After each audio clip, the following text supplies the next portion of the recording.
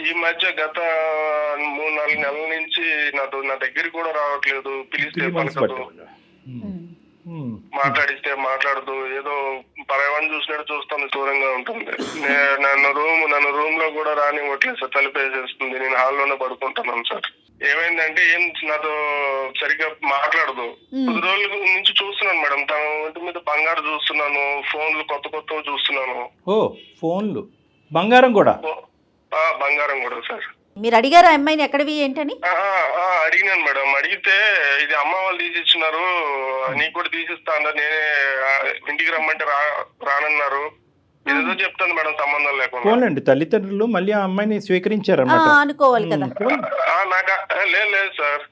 నేను ఒకసారి ఇంటికి వెళ్ళాను సార్. మా మామయ్య వాళ్ళ ఇంటికి వెళ్తే వాళ్ళు నన్ను అక్కడే అవమానించారు. ఇంట్లో కూడా రానివ్వలేదు. మేము ఇప్పుడు వచ్చాము, అంత అబద్ధాలు చెప్పి మళ్ళీ మా ఇంటికి వస్తావు నువ్వు, పోరా బయటికి అన్నారు సార్. ఈ అమ్మాయికి మరి వాళ్ళ అమ్మ వాళ్ళు ఇవ్వలేదండి? అదే మేడం నాకు అర్థం కాలేదు మేడం. అదే తను అడిగితే ఇది తనేమంటుంది, ఇది అమ్మ వాళ్ళు ఇచ్చినారు అంటుంది. వాళ్ళ ఇంట్లో ఏమో మేము తీసిలేదు అంటారు.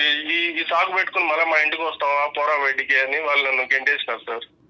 సరే, ఇచ్చిన వాళ్ళు అయితే ఇచ్చామని చెప్పడంలో వాళ్ళెందుకు సంకోచిస్తారు కానీ. అంతే కదా సార్. అదే నాకు అనుమానం ఇచ్చి గట్టిగా అడిగినాను సార్ ఆ పిల్లని. అడిగితే ఏం చెప్పట్లేదు. కానీ తన ఫోన్ లో ఒక ఏదో లవ్ సింబల్ వేసి ఒక ఫోన్ నెంబర్ ఉండే సార్. ఫోన్లు ఇవ్వటం ఆ అమ్మాయి చేతుల్లో కనిపించినాయి. తల్లిదండ్రులను ప్రశ్నించేటప్పటికి తల్లిదండ్రులు మేము ఇవ్వలేదు, నువ్వు వెళ్ళిపోరా, నువ్వు మా ఇంట్లో అడుగు పెట్టడానికి లేదని మిమ్మల్ని సాగరంపారు. ఇది కాకుండా మీకు వేరే అనుమానాలు ఏమైనా ఉన్నాయా? సార్ నేను ఎన్నిసార్లు మెకానిక్ షాప్ నుంచి చేస్తూనే ఉంటాను సార్, తినిందో లేదని. ఎన్నిసార్లు చేసినా సరే బిజీ వస్తూనే ఉంటాను సార్. ముందన్నా ఫోన్ నాకు చేసేది సార్ తనకి, ఇప్పుడు చేయట్లా. ఎప్పుడు చాటింగ్ లో ఉంటుంది నేను వచ్చినా సరే. Phone busy, chatting. Okay, chatting. నేను ఇంటికి వచ్చి ఫోన్ చేసేటప్పుడు కూడా నా దగ్గర రాదు. అడు కూర్చొని చాట్ చేసుకుంటూ తను నవ్వుకుంటా ఉంటది. ఇదంతా పలకదు. ఈ ఫోన్ బిజీ, చాటింగ్ ఇంతకు ముందు ఉండేది కాదు 3 నెలల క్రితం? లేదు సార్, అసలు లేదు. ఇంకానన్నా ఇక్కడ ఇంటి దగ్గర ఒక షాప్ ఉంది సార్. ఆ షాప్ లో అతను మా షాప్ లో పనిచేస్తాడు, వాళ్ళ కొడుకు మా మెకానిక్ షాప్ లో పనిచేస్తాడు. వాళ్ళు చెప్తున్నారు సార్, మీ వైఫ్ ని ఎవరో కార్ లో తీసుకుని వెళ్తున్నారు, అది ఇది అని చెప్పి నమ్మలేదు సార్ ముందు. నాకు ఇదంతా చూస్తే అనుమానం వచ్చింది. కార్లో సార్. ఏ టైంలో? షాప్కి వెళ్ళిన వెంటనే వెళ్తుందంట సార్ బయటికి. షాప్ నుంచి వచ్చేసరికి వచ్చేస్తుందంట. షాప్ కి మీ ఇంటికి ఎంత దూరం? షాప్ కి మాకు ఒక ఉంటుంది సార్, 10 కిలోమీటర్లు ఉంటుంది సార్. అదా, ఓకే. ఇంటి దగ్గరే షాప్ అని అనుకున్నాను నేను. అంటే ప్రతిరోజు జరుగుతుందంటండి? రోజు వెళ్తుందంటే మేడం, వాళ్ళు కనిపించినప్పుడు చెప్తున్నారు మేడం నాకు ఇట్లా వెళ్తుంది అంటే. నేను వాళ్ళ దగ్గర ఇంకా నా పరువు పోతుంది కదా మేడం. లేదు వాళ్ళు మాకు తెలిసిన వాళ్ళు అని చెప్పి నేను ఏదో మాట్లాడుతున్నాను. కానీ సరే, ఈ 3 కలిపితే నీకు అనుమానం వస్తుంది. అనుమానం వచ్చి నేను కూడా వెళ్ళాను సార్. ఒకసారి ఇంటికి వెళ్తే నా ముందు ఒకసారి కార్లో వెళ్ళింది. నీ కళ్ళతో కూడా చూసావు? ఓకే. నేను చూసాను సార్. నేను చూసి వెనకాల వెళ్ళినాను. వెనకాల వెళ్తే షాపింగ్కి వెళ్తాంది, సినిమాకి వెళ్తాంది. నాకు తట్టుకోలేకపోతున్నాను సార్ నేను. ఎవరు ఆ పక్కన ఉన్నవాడు? ఎవరు అతను? ఎవరో తెలియదు సార్ నాకు కూడా. ఆ రోజు రాత్రి అడుగుదాం అనుకున్నాం కానీ అది అమ్మాయికి రాదు సార్. అది ఏం చేసుకుంటుందో, నేను ఇట్లా అనుమానించాను తెలిస్తే ఎంత బాధపడుతుందో అని చెప్పి నేను అడగలేకపోయాను సార్ ఇన్ని రోజులు. అంత బిజీగా ఉన్న అమాయకురాలు ఎలా అవుతాయి? అమ్మాయి ఫుల్ టైం జాబ్ లో ఉన్నట్టుంది. చివరికి అడిగేసిన సార్, మనసు చంపుకొని ఏదైతే అయింది అని చెప్పుకొని అడిగితే నీకు తెలియదు, నేను అనుమానిస్తాను అని చెప్పి తిరిగి నన్నే అంటాను సార్. నీదే అనుమానం అంటుందా? నేను నా కల్లారా నేను చూసాను అంటుంటే కూడా నమ్మట్లేదు సార్. లేదు, నువ్వు ఎవరినో చూసినావు, నేను ఒక్కటే వెళ్ళాను, ఎవరితో వెళ్ళలేదు అని నాతో వాగ్వాదాలు పెడతాను సార్. ఆ స్మార్ట్ ఫోన్లు ఏవో ఉన్నాయి కదా, ఒక 2-3 ఫోటోలు వీడియోలు తీయలేకపోయావు? కార్ నెంబరు మాల్లో అక్కడ తిరుగుతున్నప్పుడు వాళ్ళని చూడగా అసలు నాకు కాళ్ళు చేతులు ఆడట్లేదు. ఆ టైంలో నేను పెట్టుకుంటాను సార్. కానీ మీరు చెప్తున్నదంతా నిజమని మేము ఎలా నమ్మాలి అని అంటున్నా వినోద్. తనే చెప్తాను సార్. తర్వాత నేను అడిగే కొద్ది అవును నా ఫ్రెండ్ అని చెప్పింది సార్. తనే ఒప్పుకుంది. ఫ్రెండ్ అందా? ఒప్పుకుంది. నేను చాలా రోజులుగా అడిగితే అవును అని చెప్పి నాకే చెప్పేసరికి నేను ఏం చేయాలో అర్థం కావట్లేదు సార్. ఇట్లా మా అమ్మ వాళ్ళ దగ్గరికి పోలేను, ఇట్లా వాళ్ళ అమ్మ నాన్నని అడగలేను. ఫ్రెండ్ అయితే దానికంటూ ఒక లిమిటేషన్ లేదా, ఒక గీత ఉంటుంది కదా. అంటే ఫ్రెండ్లు ఉండటం తప్పలేదు, వాళ్ళతో వెళ్ళటం తప్పలేదు. కానీ నువ్వు లేనప్పుడు ప్రత్యేకించి ఎందుకు వెళ్ళాలి? నీకు తెలియకుండా సీక్రెటివ్ ఈ కథను ఎందుకు నడిపించాలి? దాన్ని ఫ్రెండ్షిప్ అని ఎలా అంటాం మనం? నేను అది ఆ మాట అంటే నువ్వు అనుమానిస్తున్నావు, నేను అటువంటి తప్పు చేసే అమ్మాయిని కాదు. సో దానికి మించి ఫ్రెండ్షిప్ కి మించి ఏం పెద్ద వాళ్ళిద్దరి మధ్యన జరగలేదు అని అందా ఆ అబ్బాయికి తనకి? అంటుంది సార్, అంటుంది కానీ ఇప్పుడు నాకుంటది కదా సార్, నా భయాలు నాకుంటది కదా సార్, నాకేట దూరం ఓకే, నీకు దూరం అయిపోద్దని ఇన్సెక్యూరిటీ ఉంటుంది. ఈ అబ్బాయి ఎవరు తెలియట్లేదు, తను ఎవరో నాకు కూడా తెలియదు. అడుగుతా అంటే చెప్పట్లేదు సార్. మరి ఏమంటావు ఇప్పుడు? తనతో మాట్లాడి ఎవరు ఆ అబ్బాయి అనేది మనం తెలుసుకోవాలా? నీ ఉద్దేశం ఏంటన్నా, దేని గురించి మాకు చేసావు? సార్ నేను చాలా సార్లు ప్రయత్నించిన సార్, ఎన్ని రోజులు భయపడింది తను ఏమైనా చేసేసుకుంటాదేమో అని భయపడినాను సార్. చివరికి అడిగితే నీకు నా మీద నమ్మకం లేదా అని చెప్పి నన్నే. అయ్యో, బాధపడకండి వినోద్. లేదులే వినోద్, అడుగుదాం, మన ప్రయత్నం మనం చేద్దాం. సర్లే, ఒంట్లో ఉంటానన్నా కూడా ఇష్టమో తను అలా ఉండమని చెప్పాను సార్ నేను. సర్లే తనకు బోర్ కొట్టింది, ఉదయం నుంచి సాయంకాలం వరకు కూర్చొని ఇంకా బయటకు వెళ్ళింది. అలా ఇలాంటి అమ్మాయిని ఎక్కించుకోవడానికి చాలా మంది ఉంటారు కారులో వచ్చి. ఒకసారి మరి మాట్లాడదాం కళ్యాణ్ గారు. అమ్మాయితో మాట్లాడితే తన ఉద్దేశం ఏంటి, తినే తప్పుగా అర్థం చేసుకుంటున్నాడా లేదా ఏం జరుగుతుంది అనేది మనం తెలుసుకోవచ్చు. మీరు అన్నట్లుగా వినోద్, మీరైతే దేనికైనా సిద్ధంగా ఉండండి. ఒకసారి మరి తనకి నువ్వే కలుపు ఫోన్. మేడం చేస్తున్నాను, ఒకసారి చేయండి. చూద్దాం సార్, మీరు అమ్మాయితో మాట్లాడితే మీకు ఒక ఐడియా ఫామ్ అవుతుంది కదా. హలో హలో హలో హలో, తిన్నావా? ఇందాకే చేసావు, మళ్ళీ ఎందుకు చేస్తున్నావు? అది ఎందుకు అంత కోపం నా మీద? నేనేం అడిగినా నిన్ను? పదే ఎందుకు కాల్ చేస్తున్నావు అంటున్నాను. మీరు కోపడకమ్మే, నేను చెప్పేది నువ్వు ఎందుకు ఇన్ని రోజుల నుంచి తేడాగా ప్రవర్తిస్తున్నావు? నేను నీకేమైనా అనుమానంగా నేను అనుమానిస్తున్నాను? నేను చెప్పు, నేను అడిగాను తప్ప. ఇన్నిసార్లు కాల్ చేసి సన్మానించడం అని అంటారు కదా, ఏంటి నా మీద ఏంటి డౌట్ నీకు ఇన్నిసార్లు కాల్ చేయడానికి? మరి ఎప్పుడు చేసినా బిజీ వస్తానే ఉంటుంది. ఇందుకు ముందన్నా నువ్వు నాకు వెనక్కి చేసేదాన్ని, ఇప్పుడు అది కూడా చేయట్లేదు కదా నువ్వు నాకు. బిజీ ఉంటే ఎవరు కాల్ తీయరు. నీకు నాతో మాట్లాడే ఇష్టం లేదు, నాకు అర్థమైపోయింది. ఒకసారి మాట్లాడతారంటే నీతో సార్ మాట్లాడు సార్. ఎవరు? హలో అమ్మా. హలో అమ్మ, నమస్తే అమ్మా. ఎవరు? లాస్ట్ నా పేరు డాక్టర్ కళ్యాణ్ చక్రవర్తి అమ్మ, సుమన్ టీవీ అందమైన జీవితం నుంచి మాట్లాడుతున్నాను. నాతో పాటు సీనియర్ యాంకర్ జయ గారు కూడా ఉన్నారు ఇక్కడ. ఓకేనా? అంటే ఏం లేదమ్మా, వినోద్ మాకు ఈమెయిల్ పంపించాడు, చాలా బాధలో ఉన్నాడు. అతని జీవితంలో తనకు కావాల్సినటువంటి ఒక అమ్మాయి ఎవరి గురించి అయితే తను బాగా కోరుకున్నాడో ఆ అమ్మాయి తన జీవితంలో ప్రవేశించింది. సడన్గా ఒక 2 to 3 months బట్టి మీలో ఒక మార్పు వచ్చింది. అతన్ని పెద్ద పట్టించుకోవట్లేదు, అతనికి పెద్ద ఇంపార్టెన్స్ ఇవ్వట్లేదని అతను చాలా లోన్లీగా ఫీల్ అయ్యి మాకు ఈమెయిల్ పంపించి, అసలు నా భార్య లాస్యలో మనసులో ఏముందో దాగుందో నాకు తెలియట్లేదండి, నేను అడగటానికి ప్రయత్నం చేస్తే కనుక నేను చచ్చిపోతాను, నువ్వు ఇలా అనుమానిస్తున్నావు అనే విధంగా మీరు మాట్లాడుతున్నారంట. సో అతను అడగలేక అతను అడగవలసినటువంటి ప్రశ్నలు మా ద్వారా అడిగిస్తున్నాడమ్మా. ఓకే, ఇప్పుడు ఆయన అనుమానిస్తున్నాడు అని నేను అనడంలో తప్పులేదు కదా సార్? అంటే నాకు తెలియదమ్మా, అసలు మీ వర్జన్ అనేది ఏంటో నాకు తెలియదు. అంటే అతని వర్షన్ మీకు అనుమానం లాగా అనిపిస్తోందా? వైఫ్ ని ఇష్టపడి చేసుకున్నాను అన్నాడు కదా, మరి పబ్లిక్ లో పెట్టి బ్లేమ్ చేయడం ఇదంతా కరెక్ట్ కాదు కదా? అంటే పబ్లిక్ లో అంటే కాదమ్మా, పబ్లిష్ ఎవరు చేయమన్నారు? అలా కదమ్మా, అందుగురించి we want to hear your version అమ్మా. మేము ఎటువంటి కంక్లూజన్ కి రాలే.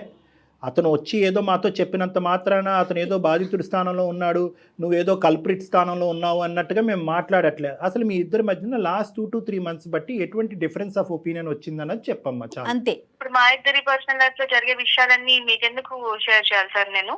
Right, okay. ఇప్పుడు అలా అంటే కనుక నా బండికి బ్రేకులు పడిపోతాయమ్మా. ఇక్కడ మీరిద్దరూ ఇష్టపడి, చిన్నప్పటి నుంచి బాగా ఇష్టపడి, మీరిద్దరు ప్రేమించుకుని పెద్దలకి ఇష్టం లేకుండా పెళ్లి చేసుకున్నారు.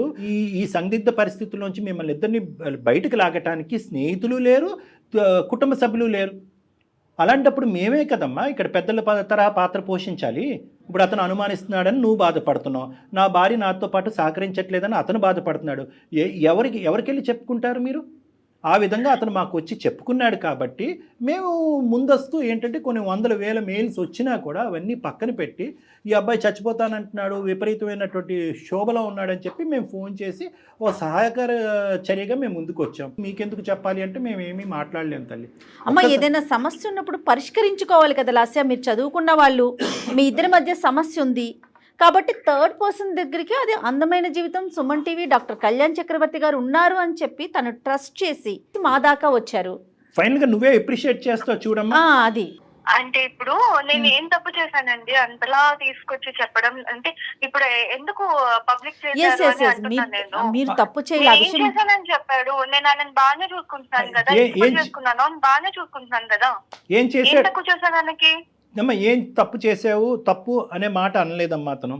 ఓకే బాగుండట్లేదు, కొన్ని మంత్స్ నుంచి బాగుండట్లేదు అంటున్నారు కదా. అంటే బిజీగా ఉన్నావంటమ్మా, ఫోను మెసేజింగ్ చాటింగ్ ఇలాంటి వాటిల్లో బాగా బిజీగా ఉన్నావంట. ఎప్పుడు ఫోన్ చేసినా ఫోన్ ఎంగేజ్ వస్తుందంట. అతనికి ఇవ్వాల్సినటువంటి టైం ఫోన్కి ఇస్తున్నావంట, అదే ఫోన్ లో అవతల ఉన్నటువంటి వ్యక్తికి. ఫ్రెండ్స్ ఉంటారు కదా, బిజీ ఉంటాను నేను. సరే అమ్మా, okay, we have understood each other. నువ్వు కోఆపరేట్ చేయడానికి రెడీ అయ్యావు. కైండ్లీ టెల్ అమ్మా, పెళ్ళి అయినప్పటి నుంచి ఏం జరిగింది మీ ఇద్దరి మధ్యన? ఈ లాస్ట్ 3 years ఎలా ఉంది? ఈ మధ్య కాలంలో ఏమైంది? వాడెవడు మన ఇద్దరి మధ్య? వాడెవడు?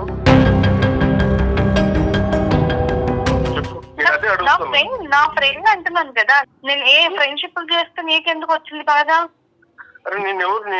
నీ మొగుడిని కాదా? నేను అడగకూడదు, నాకు హక్కు లేదు. నాకు అది కదమ్మా, ఫ్రెండ్ అయితే కనుక మీ హస్బెండ్ కూడా ఫ్రెండ్ చెయ్యమ్మా. ఎవరికి తెలియనటువంటి గోప్యంగా ఉంచే ఫ్రెండ్ ఎందుకు అనుమానాలు దారి తీస్తుంది కదా.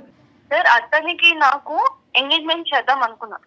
ఓహో, మేము అవును యా అనుకున్నప్పుడు అదే ఇందాక వినోద్ చెప్పిన పెళ్లి చూపులు అతనితోనేనమ్మా? అవునండి. సో మా పేరెంట్స్ చేయాలనుకున్నారు. అప్పుడు నేను మా మామ మీద నాకు చాలా లవ్ అండ్ కేర్ అఫెక్షన్ చాలా ఉంది ఇప్పుడు. కాబట్టి నేను అప్పుడు అతను ఓకే చేయలేదు. నేను చెప్పాను నాకు ఆల్రెడీ ఉన్నారు, ఇంకా ఆయన చేసుకుంటాను, so that's why I cannot marry you అని చెప్పినప్పుడు we exchange our numbers. You wanted to continue as friends అమ్మా? Yeah, as a good friend. We thought to continue our friendship. So అలాగే అవును, వీఆర్ కంటిన్యూయింగ్. ఎందుకంటే తనకి నా maturity కానివ్వండి, తనకి నా బిహేవియర్ కానివ్వండి నచ్చింది. అందుకని హి సెడ్ మనం ఫ్రెండ్స్, గుడ్ ఫ్రెండ్స్ గా ఉంటే బాగుంటుంది అన్నారు. So I don't want to hurt him. అందుకని నేను ఒక గుడ్ ఫ్రెండ్ గా ఉంటున్నాను తనతో. దాంట్లో బిజీగా ఉండడంలో తప్పేముంది? కాదు కాదు కదా, ఇంకా అవ్వలేదమ్మా. సో ఆ ఫ్రెండ్షిప్ ఎలాగా కంటిన్యూ అయిందమ్మా? ఈ 3 years పాటు మీ మ్యారేజ్ అయిన తర్వాత కూడా కంటిన్యూ అయిందా? అవునండి, అవుతుంది. ఎందుకు మరి 3 years అంటే కనుక 3 into 365 days, ఈ 3 into 366 రోజుల పాటు నీకు పరిచయం అయినటువంటి పెళ్లి చూపుల్లో పరిచయం అయినటువంటి ఆ ఫ్రెండ్ని మీ భర్తకి తెలియకుండా ఉంచవలసినటువంటి అవసరం ఏముంది? ఎందుకు మీ భర్తకి ఇంట్రడ్యూస్ చేయలేదు? మీ ఇంటి వరకు ఎందుకు రాలేదు? అది నా పర్సనల్ లైఫ్ కదండి. పర్సనల్ లైఫ్ ఏనమ్మా, కాదనట్లేదు. ఇంత ప్రేమించుకుని పెద్దల్ని కాదనుకుని ముందుకు వచ్చినటువంటి మీ ఇద్దరు పర్సనల్ ఏంటమ్మా? ఇది ఇంటర్ పర్సనల్ అవ్వాలి. నేనప్పుడు తను ఇష్టపడ్డప్పుడు అవును ఇష్టపడ్డాను, I like him, that's why I got married with. కానీ నా లైఫ్ ఎలా ఉండాలి, ఎలా డిజైన్ చేసుకోవాలి అప్పుడు నాకు తెలీదు. అప్పుడు నాకు తను నచ్చారు కాబట్టి అలా అనుకున్నాను. కానీ నాకు వాట్ ఈస్ వాట్ అని చెప్పేసి అర్థమవుతుంది ఇప్పుడు తనతో ఫ్రెండ్షిప్ చేసి. కొత్త ఫ్రెండ్ మీకు నేర్పిస్తున్నాడని నాకు తనతో ఫ్రెండ్షిప్ వల్ల అర్థమైంది. అందుకని నాకు ఫ్రెండ్షిప్ ఇంపార్టెంట్ అయిపోయింది. ఫ్రెండ్ కి మ్యారేజ్ అయ్యిందండి? సారీ, మీ ఫ్రెండ్ కి మ్యారేజ్ అయిందా? పెళ్లి అయిందా? అయింది. మనకి మ్యారేజ్ అయింది. మరి ఆవిడ మీ ఫ్రెండ్ బెండు తీయట్లేదా? మరి అదేంటమ్మా, ఆవిడకి తెలుసా? తెలీదండి మాకు. ఇప్పుడు మేము ఇప్పుడు బయట ఎంతో మంది ఎన్నో పర్సనల్ ఫ్రెండ్షిప్స్ పెట్టుకుంటారు, అన్ని చెప్పి పెట్టుకుంటారా పబ్లిక్ లో? పబ్లిక్ కాదమ్మా, మాకు చెప్పమంటలేదమ్మా, మొగుడు పిల్లలకి చెప్పుకోమంటున్నావమ్మా. ఇతను మీతో పాటు చెప్పుకోవాలనిపిస్తే చెప్పుకుంటాము. మేము ఇలా మెయింటైన్ ఉండాలనుకుంటే ఉంటాము. కానీ ఇక్కడే హైదరాబాద్ లోనే ఉంటారు కాబట్టి నాకు తనతో ఇంకా క్లోజ్నెస్, నాకు తన బిహేవియర్, తన way of living, life style అంతా నచ్చింది. ఇప్పుడు అవన్నీ మాకు తెలుస్తున్నాయమ్మా. ఇప్పుడు ఇంత చాటబారుడు మాకు చెప్పక్కర్లేదు. అతని వే ఆఫ్ లైఫ్ ఇవన్నీ కానీ మాకు చెప్పక్కర్లేదు. మరి ఇతని స్థానం ఏంటి? నీ భర్త అయ్యే స్థానం ఏంటమ్మా? What is the problem with him? I don't have any problem with him. నేను తనతో ఉంటున్నాను కదండి. అమ్మ ఇంకొక మాట అడిగేస్తాను నేను, ఓపెన్ గా తప్పుగా అనుకోవద్దు. కేవలం మీది ఫ్రెండ్షిప్ ఏనా? దానికి మించింది ఏమన్నా ఉందా? ఎందుకు చెప్పాలండి అంటున్నాను. అమ్మ ఎందుకు చెప్పాలి అని అన్నా అదే మీనింగ్ వస్తుంది, చెప్పకూడదు అన్నా కూడా అదే మీనింగ్ వస్తుంది. సో నువ్వు చెప్పకుండానే ఏది చెప్పాలో చెప్పేశావు. అయిపోయింది. ఇప్పుడు చెప్తే అని తెలుసుకొని ఏం చేస్తారు, అమ్మా, చెప్పకపోయినా తెలుసుకొని ఏం చేస్తారు? నువ్వేమి చేయలేకపోతే చెప్పవు అమ్మే, నువ్వు ఎందుకు చెప్పవు? ఇక్కడ నేను ఒక మొగుడు ఉన్నాను, నీకోసం అన్ని వదులుకొని వచ్చినాను కదమ్మా. నువ్వు సరే, నాకు ఏం ఉన్నావు, ఏం చేసి పెట్టావు నాకు చెప్పు, ఏం చేసి పెట్టావు నాకు? ఏం కావాలమ్మా నీకు? ఏం కావాలి చెప్పు. నాకు కావాల్సిన లగ్జరీ లైఫ్ నాకు లేదు. అవన్నీ పెళ్లికి ముందు తెలియదా? లగ్జరీ లైఫ్ లేదట. పెళ్లికి ముందు తెలియదా? నాకు తెలియదు, అప్పుడు నాకు తెలియదు. ఇల్లు వదిలి వచ్చేటప్పుడు అప్పుడు నాకు తెలియదు, ఇప్పుడు తెలుస్తుంది, నాకు బుద్ధి వచ్చింది. సో అందుకే నా లైఫ్ ని నేను ఎంజాయ్ చేస్తున్నా. ఏం మాట్లాడాలమ్మా నీతో? నువ్వు కావలసినటువంటి వ్యక్తి గురించి ఫైట్ చేసేసి తిరుపతి కొండ మీదకి వెళ్ళి పెళ్లి చేసుకుని ఈరోజు 3 సంవత్సరాల పాటు ఇరువైపుల కుటుంబాలను వదిలేసి ఇక్కడికి వచ్చి ఉన్నావంటే కనుక స్టార్టింగ్లో ఈ అబ్బాయి చెప్తున్నప్పుడు ఎంత మెంటల్ స్ట్రెంగ్త్ ఉండాలి మీకు, ఎంత ఇమోషనల్ మెచ్యూరిటీ ఉండాలి అని అనుకున్నాం. కానీ ఇక్కడ కాంట్రాస్టింగ్గా ఒక డిఫరెంట్ పిక్చర్ కనిపిస్తుందమ్మా, ఆపోజిట్ పిక్చర్ కనిపిస్తుంది మాకు. నీలో మెచ్యూరిటీ కాదు కదా, చాలా దిగువ స్థాయి ఇమ్మెచ్యూరిటీ ఉంది, తేలికతనం ఉంది, పెళ్ళి అనేటటువంటి దానికి సంబంధించిన విలువలు తెలియనటువంటి మనస్తత్వం ఉంది, ప్రేమ అంటే అర్థం పర్థం లేదు అన్నట్టు అనిపిస్తుంది. కేవలం ఒక సిటీకి రాగానే నువ్వు రెక్కలు వచ్చినటువంటి పక్షిలాగా లగ్జరీస్ అనుకుంటూ ఇప్పుడు ఫస్ట్ టైం నీ జీవితంలో అతను మెకానిక్గా చిరిగిపోయినటువంటి చొక్కా నీకు ఇప్పుడు కనిపిస్తుంది. నీ ఇంట్లో ఉండేటటువంటి కంఫర్ట్స్ లేవు అన్నట్టు నీకు అనిపిస్తున్నదని అనిపిస్తుందమ్మా. ఫస్ట్ ఆఫ్ ఆల్ ఒక్క పాయింట్ నాకు చెప్పు, మీ తల్లిదండ్రులు నిన్ను వెనక్కి ఆ ఇంటికి రానివ్వట్లేదు, ఏమాత్రమన్నా నీకు బాధ ఉందమ్మా? లేదండి, నాకెందుకు బాధ లేదు. దగ్గర ఉన్నప్పుడు అక్కడేం వాళ్ళు ఫ్రీడమ్ ఇవ్వలేదు. ఇప్పుడు నీకు ఫ్రీడమ్ కావాలి అంటే ఏం కావాలమ్మా? అంటే వినోద్ నీ చేత ఉద్యోగం చేయనివ్వలేదనా నీ బాధ? అసలు ఫ్రీడమ్ అంటే ఏంటి మీ ఉద్దేశంలో? నా లైఫ్ లో నేను ఎలా ఉండాలనుకుంటున్నాను, నా లగ్జరీస్ నేను ఎలా మెయింటైన్ చేయాలనుకుంటున్నాను అలా. లాస్ట్ ఒక ఆడపిల్లని అడగకూడదు, నీ లైఫ్ లో నీ లగ్జరీ నీ లైఫ్ అంటే ఒక పెళ్ళైన ఆడపిల్ల ఇంకొక మగాడితో తిరగటం అమ్మా లగ్జరీ అంటే. ఉంటున్నారు మేడం, నేను అందరి సంగతి నీకెందుకమ్మా, సమస్య నీ దాకా వచ్చింది, నీది సమస్య. ఆ మాట కలప మాకు, నువ్వు ఎందుకు అందరినీ కలుపుతావు? మాట అనే హక్కు లేదు. నీ జీవితం ఏంటి అనేది నువ్వు మాట్లాడుకో అమ్మా. అందరూ ఎక్కడున్నారమ్మా? నీ వయసు ఎంత, నీ అనుభవం ఎంత? నాకే ఉంటుంది, నాకు నా నేను మేజర్ కాబట్టి నాకు ఉంటుంది. అమ్మాయికి లైట్ గా ఇష్యూ ఉందండి. అమ్మా నువ్వు మేజర్ అయినా కూడా 10 times మైనర్ లా ఉన్నావు నువ్వు. ఇక్కడ ఒకటే పాయింట్, నా జీవితం అనేటటువంటి మాట ఎప్పటి వరకు అంటే కనుక నువ్వు బ్యాచులర్గా ఉన్నంతసేపు, మీ ఊర్లో ఉన్నంతసేపు, మీ అమ్మా నాన్న దగ్గర పెరిగినంతసేపు. పెళ్ళి అయిన తర్వాత మీరిద్దరూ కలిసి ప్రయాణం చేస్తున్న తర్వాత ఇద్దరు టోటల్గా ఒక నమ్మకంతో, ఒక ట్రాన్స్పరెన్స్తో పెరగాలి అనేటటువంటి ఉద్దేశంతోనే పెళ్ళి అనేటటువంటి ఒక బంధం ఏర్పడింది. నా అనే మాటలో మన అనేటటువంటి పదం కూడా రావాలి. నీ భర్తకు తెలియకుండా ఇలా ఈ విధంగా నువ్వు ప్రవర్తించడం అనేటటువంటిది నీకు ఇష్టమేమో కానీ, but you're bound to answer to him. అతనికి సమాధానం చెప్పవలసినటువంటి రైట్ నీకుంది. ఎందుకంటే నువ్వెంతైతే అతను నమ్ముకుని పారిపోయి వచ్చేసావో, అతను కూడా నిన్ను నమ్ముకుని వచ్చేసాడు. నీ తల్లిదండ్రులు ఫస్ట్ నిన్ను ఆపారు. నువ్వు బీటెక్ చదివేవమ్మా, వాడు మెకానిక్, ఐటీఐ మధ్యలో ఆపేశాడు. వద్దు అమ్మ అంటే కనుక నో నాన్న వాడే కావాలి, ఐ వాంట్ హిమ్ అని చెప్పుకుంటూ అతను వెనకతలు తోకలాగా పరిగెట్టుకుని వచ్చావు. అప్పుడే మీ తల్లిదండ్రుల యొక్క మాట విని గుడ్ బై చెప్పి ఉంటే కనుక అతను ఎవడో ఇంకో అమ్మాయిని చేసుకుని హ్యాపీగా ఉండేవాడు. ఈరోజు ఇక్కడ పెద్ద ఫెయిలియర్ ఎవరిదో తెలుసా? నీదే వినోద్. నీ ఫెయిలియర్ ఎక్కడో ఊడిపడినటువంటి ఆడపిల్ల కాదు, అరేంజ్డ్ మ్యారేజ్ కాదు, మీ కుటుంబంలోనే పుట్టి పెరిగినటువంటి ఒక ఆడపిల్ల యొక్క సైకాలజీ, మెంటాలిటీ నువ్వు ఆవగింజంతా కూడా అసెస్ చేయలేకపోయావు. నోట్లో వేలు పెట్టుకునే పిల్లోడు కూడా అసెస్ చేస్తాడు. ఈ అమ్మాయికి మెంటల్ మెచ్యూరిటీ లేదు, గాలివాటం, గాలి ఎటువైపు వేస్తే అటువైపు కొట్టుకుపోయేటటువంటి రకం. వాడి పిల్లం వచ్చి ఈ అమ్మాయి జుట్టు పట్టుకుని నేలకేసి కొడుతుంది. ఆ రోజు ఈ అమ్మాయికి తెలిసి వస్తుంది, దిస్ ఈజ్ కామన్, ఇది fair, what is wrong, where is freedom. ఈ ఇంగ్లీష్ టెక్స్ట్ బుక్లో ఉన్న పదాలన్నీ వాడేస్తుంది కదా ఈ అమ్మాయికి సరైనటువంటి పనిష్మెంట్ ఇప్పుడు వరకు తగలలేదు. లవ్ మ్యారేజ్ అయినా కూడా పేరెంట్స్ క్షమిస్తారు. అరే ఏముందిలే, మన ఆడపిల్ల ఎక్కడో ఎలా ఉందో, మన ఇంట్లో మనిషిని చేసుకుంది, పండగకు పిలుద్దాం, పబ్బానికి పిలుద్దాం అంటే 3 years పాటు ఈ అమ్మాయిని ఇప్పటికి కూడా గడప తొక్కనివ్వలేదు అంటే కనుక ఈ అమ్మాయి మొండి వైఖరి వాళ్ళు మొదటి నుంచే స్టడీ చేసి ఈ రోజు వచ్చినటువంటి అమ్మాయి మళ్ళీ మన ఇంట్లో ఏం పెంట పెడతాది రా బాబు, ఎక్కడుంటే అక్కడే ఉన్నాయి అని చెప్పి ఆ అమ్మాయికి దండం పెట్టి నీ నెత్తిమే పెట్టి వదిలేశారు. ఈ గుడిబండను తెచ్చుకుని నీ నెత్తిమే పెట్టుకున్నాను. సార్ పెళ్లికి ముందు ఇట్లా లేదు కదా సార్. నేనంటే ప్రాణం అనింది, నేనంటేనే ఇష్టపడింది. లేదు, నువ్వు ఎవరితో నన్ను ఉన్నావని నేను వచ్చి చూస్తున్నానా? లేదు కదా. తెలీదా వెనకొచ్చి ఎంక్వైరీ చేస్తున్నాను. అమ్మ కనిపించేటటువంటి వాటి గురించి మాట్లాడదాం అమ్మ. నువ్వు ఫోన్ చేసినప్పుడు అతను ఫోన్ ఎంగేజ్ రాలేదు, నువ్వు మెసేజ్లు పెట్టినప్పుడు అతను తిరిగి మెసేజ్లు పెడుతున్నాడు, ఏ టైం వచ్చినప్పుడు ఎప్పుడు వెళ్ళినా కూడా ఆ మెకానిక్ షెడ్లో స్క్రూలు బిగించుకుంటూ కూర్చున్నాడు. నువ్వేమో వచ్చి కారుల్లో తిరుగుతావు కదా. అతను ఏమన్నా కార్ల మీద తిరిగాడా? నీకు ఆల్రెడీ పెళ్ళయింది, అక్కడ అడ్డంగా దొరికే ఆల్రెడీ అతనికి పెళ్ళైపోయింది, అతనికి ఒక భార్య ఉంది, మీది ఒక ఫ్రెండ్షిప్, దానికి ఒక గొప్ప పదం, ఈ పదాలు ఎక్కడ దొరుకుతున్నాయో భగవంతుడా, దాన్ని తీసుకొచ్చి పెట్టేసుకున్నావు, దాన్ని ఎక్కడి దాకా తీసుకెళ్తావు? మ్యారేజ్ అనేది ఒక ఆప్షన్ అంతే కదండి, పెట్టుకుంటారు కదా. అవునా? ఇప్పుడు నచ్చిన డేస్ ట్రావెల్ చేస్తారు, లేకపోతే వదిలేస్తారు. దానికి ఎందుకు ఇంత? వదిలేమ్మా, మాకు కొత్త నిర్వచనాలు చెప్పొద్దమ్మా, దయచేసి ఈ నిర్వచనాలు మాకు దయచేసి చెప్పొద్దు. Marriage is an option, ABC ఇలాంటివన్నీ మాకు అనవసరం. ఒకటేనమ్మా, కేవలం ఇది ఒక గుట్టుగా ఉన్నంత సేపే ఈ మాట తీరు. ఇదే పంచాయతీ ఓపెన్గా నీ బాయ్ ఫ్రెండ్ వాళ్ళ భార్య వాళ్ళ కుటుంబ సభ్యుల మధ్యన పెడదామా రేపు మధ్యాహ్నం? మీరు పెడదామంటే నేను రెడీ.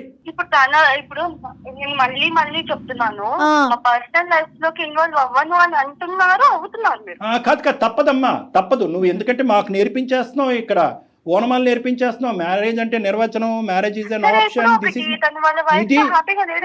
వాళ్ళ వైఫ్ తో అతను హ్యాపీగా లేడేమో, అందుకని నాతో ఫ్రెండ్షిప్ చేస్తున్నాడు అంటుంది. అది ఆ అమ్మాయి చెప్తాదిలేమో నీకు వచ్చేది.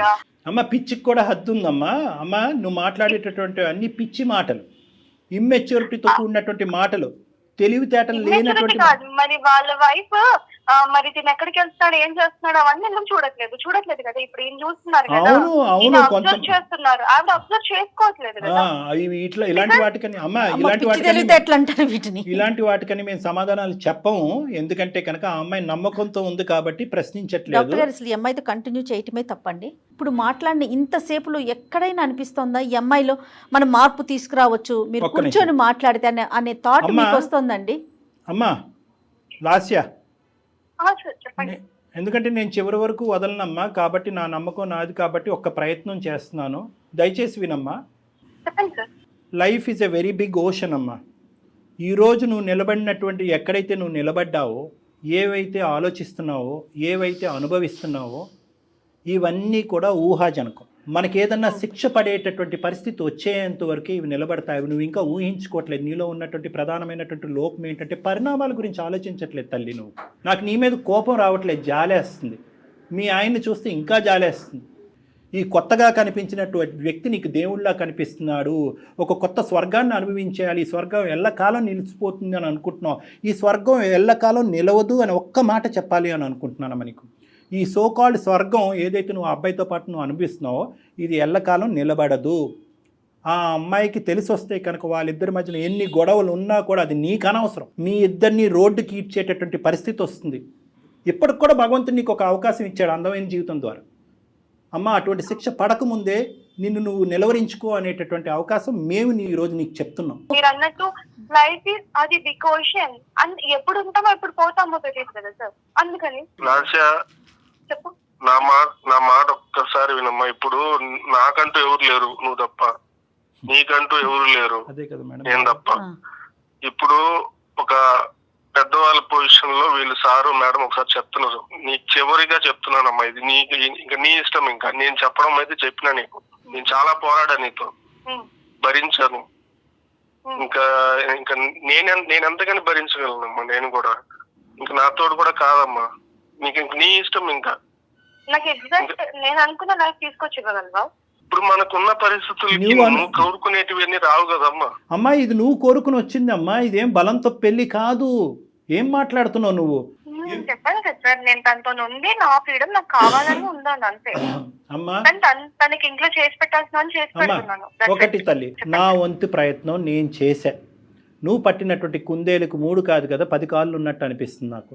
ఎంతకాలం ఈ ప్రయాణం కొనసాగుతుందో, ఎన్ని తన్నులు తింటారో, ఎంత అవమానం పడతారో అనేది కాలమే నిర్ణయిస్తుంది. అందుగురించే ఎవడైనా ఖాళీగా ఉండొచ్చు, కానీ బాగా చదువుకుని ఒక క్వాలిఫికేషన్ ఉన్నవాడు, నీ స్థాయి క్వాలిఫికేషన్ ఉన్నవాడు ఖాళీగా ఉండకూడదు. ఇందాకటి నుంచి వినోద్కి అదే చెప్తున్నాను. ఏంద్రా అబ్బాయి బీటెక్ అన్నావు, బీటెక్ చదివినటువంటి అమ్మాయి ఇంట్లో పని పాటు ఏమీ లేకుండా ఇంట్లో ఎందుకు కూర్చోపెట్టావంటే సుఖపడాలి సార్ నన్ను నమ్ముకుని వచ్చింది సార్, సుఖపడాలి సార్ అంటాడు. ఇప్పుడు ఏమొచ్చి ఇంట్లో కూర్చొని చేసే పంచాయతీ ఇది ఈ అమ్మాయి. ఆ సుఖాన్ని, అది అసలైనటువంటి స్వేచ్ఛ, నువ్వు జీర్ణించుకోలేనట్టు స్వేచ్ఛ ఇచ్చావు, దాన్ని నువ్వు అడ్వాంటేజ్ తీసేసుకున్నావు. ఈరోజు నీకు చెప్పేటటువంటి అవకాశం లేదు అని నేను అనుకుంటున్నాను. అయినా కానీ ఎందుకంటే కనుక లాస్య ప్లీజ్ నాన్న బంగారు తల్లి మీ తల్లిదండ్రులు లాంటి వాళ్ళం ప్లీజ్ ఆలోచించమ్మా, అదమ్మా ఇదన్నా అనుకో.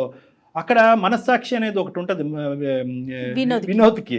అది అంటది, ఒరే ఏంద్ర బాబు పైపైన కడిగి ఇచ్చేస్తున్నారు ఈ ఇస్త్రీ ఎంగిలి విస్తరిని, మళ్ళీ అందులోనే నిన్ను భోంచేయమంటారు, వద్దురా బాబా నీ, అతని మనస్సాక్షి అతన్ని అంటది. కాబట్టి నీలాంటి వ్యక్తితో అనుక్షణం ఇలా కాపాడుకుంటూ ఫోన్లు చేస్తూ ఈ మెకానిక్ షెడ్లో ఉన్నంతసేపు ఇక్కడ ఇంట్లో ఏం చేస్తున్నావు అని అనుకుని అతను బ్రతకటం వ్యర్థం. కాబట్టి అందుకే అతను ఇప్పుడు ఒక మాట అన్నాడు, ఏమన్నాడు, ఎంతకాలం నేను మాత్రం భరిస్తాను. వినోద్ ఏం చేద్దాం చెప్పండి వినోద్, మీ ఒపీనియన్ చెప్పండి. మేడం నేను చెప్పాల్సినంత చెప్పాను మేడం తనకి. ఆయమ్మ ఒప్పుకుంటే నేను ఇప్పుడు కూడా సిద్ధమే మేడం, కానీ తను ముందులానే ఉంటానంటే నేను కూడా ఎలా ఉండగలుగుతాను madam. Last and final question Lasya, అన్నీ వదులుకుని పద్ధతిగా జీవించేటటువంటి ఆలోచన నీకుందా? ఈ పిచ్చి పిచ్చి పనులన్నీ ఆపేసి అప్పుడే వినోద్ నీతో ప్రయాణం చేస్తాడు, లేదంటే గుడ్ బై అంటానికి రెడీగా ఉన్నాడు. ఏమంటావు? You don't have interest in this marriage or that person? You don't have interest in Vinod?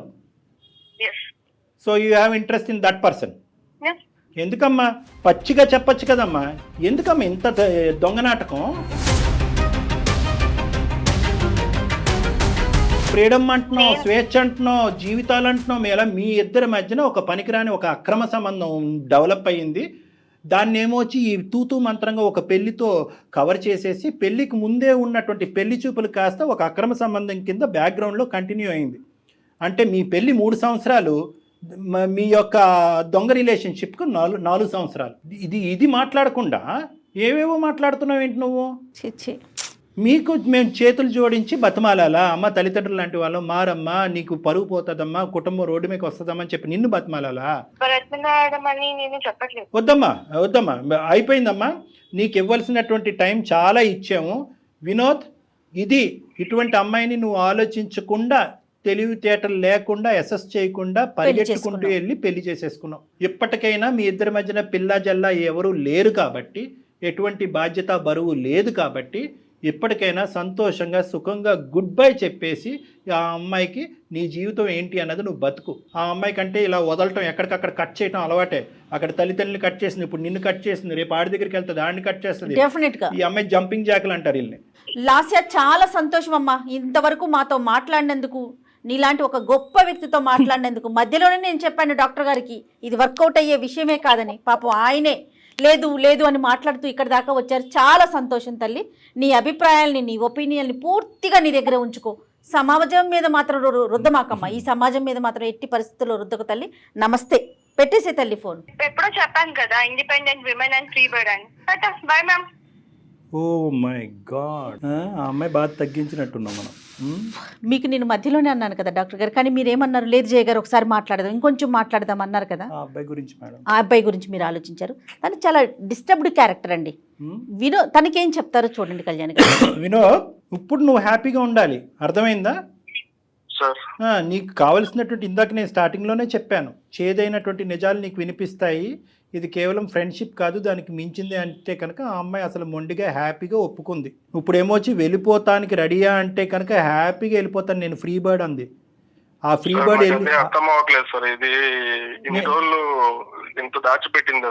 నానా, ఆ ఫ్రీ బర్డ్ ఎగిరి మళ్ళీ అది ఎగిరి ఇంకో పంజరంలో చిక్కుంటది. అది గుర్తుపెట్టుకో, సర్వనాశనం అవుతాయి అటువంటి జీవితాలు. అలాంటివి మా దగ్గర శతకోట్ల ఎగ్జాంపుల్స్ ఉన్నాయి ఇన్ని సంవత్సరాల మా అనుభవంలో. ఇంకొకటి కూడా నేను చెప్తున్నా, నువ్వు హ్యాపీగా ఉండటం అనేది ఎంత ఇంపార్టెంటో, మొండిగా ఉండటం కూడా అనేది అంత ఇంపార్టెంట్. ఆ అమ్మాయి అక్కడ ఇక్కడ ఆ పెంట ఈ పెంటలోకి వెళ్ళి అన్ని ముళ్ళు గుచ్చిపించుకుని మళ్ళీ నీ దగ్గరికే వస్తుంది. ఎందుకంటే నీది మహాసముద్రం కదా నీ గుండె. మళ్ళీ తలుపు కొడతాయి, తీరానైనా నేను లోపలికి వస్తా. అక్కడ కూడా ఈ అమ్మాయికి అవకాశం ఇవ్వకుండా ఉండేటటువంటి మొండి ధైర్యం నువ్వు పెంపొందించుకోవాలి. యాజ్ ఆఫ్ నౌ ఆ అమ్మాయి ఫ్రీ బర్డ్ కాదు, నువ్వు ఫ్రీ బర్డ్వి. ఇందాక నేను చెప్పినట్టుగా నా అనేటటువంటి అసలు సిసలైనటువంటి కుటుంబం దగ్గర వెళ్ళిపోయి హైదరాబాద్లో ఒంటరిగా ఉండద్దు. ఏం చేసుకున్నా కూడా నీ కుటుంబంతో పాటు నువ్వు హ్యాపీగా ఉండొచ్చు. ఆ ఇరువైపుల కుటుంబాలకి మొత్తం కథంతా చెప్పు. మళ్ళీ ఏ మొక్కం పెట్టుకుని వెళ్తాం సార్ ఇంటికి? ఏం తప్పు చేసావని నాన్న? నువ్వేం నువ్వేం చేయలేదు. తప్పు చేసావు? నచ్చినటువంటి అమ్మాయితో ప్రయాణం మొదలు పెట్టాలని ముందుకు వచ్చావు, పెద్దలు ఆశీర్వదించలేదు. ఈరోజు మీరిద్దరు ప్రయాణం ముందుకు వెళ్ళుంటే కనుక మరి నీ తప్పే ఉంది ఇక్కడ. ఆ అమ్మాయి మధ్యలోనే గుడ్ బై చెప్పింది. నీకు ఈ టైంలో ప్రధానంగా కావాల్సింది ఒక సపోర్ట్ కావాలి, ఒక ఇమోషనల్ సపోర్ట్ కావాలి. నా అనేటటువంటి ప్రేమించేటటువంటి వాళ్ళు కావాలంటే మీ తల్లిదండ్రులతో కానీ మీ ఫ్యామిలీ మెంబర్స్తో కానీ డాక్టర్ గారు మాట్లాడతారు. మీకు అలాంటి ఇబ్బంది ఏదైనా ఉందంటే ఒక్కసారి కౌన్సిలింగ్ కూర్చుందాం. ఏం డాక్టర్ గారు? అలా కూర్చుందాం. ప్లస్ మీరు లీగల్ అడ్వైస్ కూడా తీసుకోవాలి. ఎస్, ఒక లాయర్ని కలవాలి, ఒక అడ్వకేట్ని కలిసి నెక్స్ట్ స్టెప్ ఏమేయాలి అనేది ఆలోచించాలి. ఈ వేదిక మీద ఇలా చెప్పినటువంటి పరిస్థితులు బహుశా వేళ్ళ మీద లెక్క పెట్టచ్చు. కానీ at the end of the day ఈ రోజు నీకు చేదుగా బాధగా అనిపించేటటువంటి ఈ నిజం భవిష్యత్తులో నీకు చాలా సంతోషాన్ని ఇస్తుంది. ఏమాత్రం కంగారు పడమాకండి, దిగులు పడకండి, ధైర్యంగా ఉండండి. ఒక్కసారిగా కొద్దిగా కష్టంగా ఉంది సార్, కానీ నేను స్ట్రాంగ్ అవుతాం. ఓకేనన్నా, గుడ్ నాన్న, గుడ్ లక్. ధైర్యంతో ఉన్నాం సార్. ఓకేనన్నా. మోరల్ సపోర్ట్ కి డెఫినెట్ గా మేము ఉంటాం ఎప్పుడు కూడా. ఓకే, రైట్ నాన్న, రైట్. థాంక్యూ.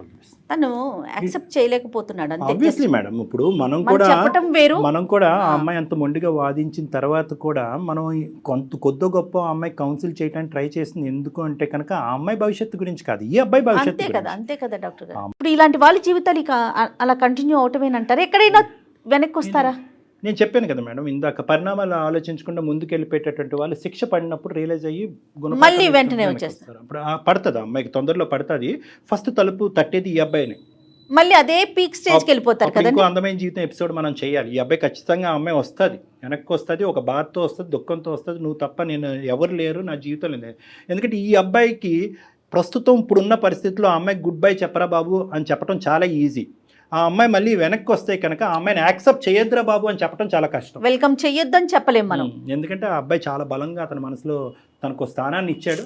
ఒకప్పుడు అదే పరిస్థితి వస్తే కనుక అప్పుడు ఆ పద్ధతిలో చిన్నప్పటి నుంచి చూసిన మనిషి కదా డాక్టర్ గారు, అదొక ఫీల్ ఉంటుంది కదా. రైట్, చూద్దాం ఎటువంటి పరిణామాలకు దారితీస్తుంది. రైట్ అండి, నమస్తే.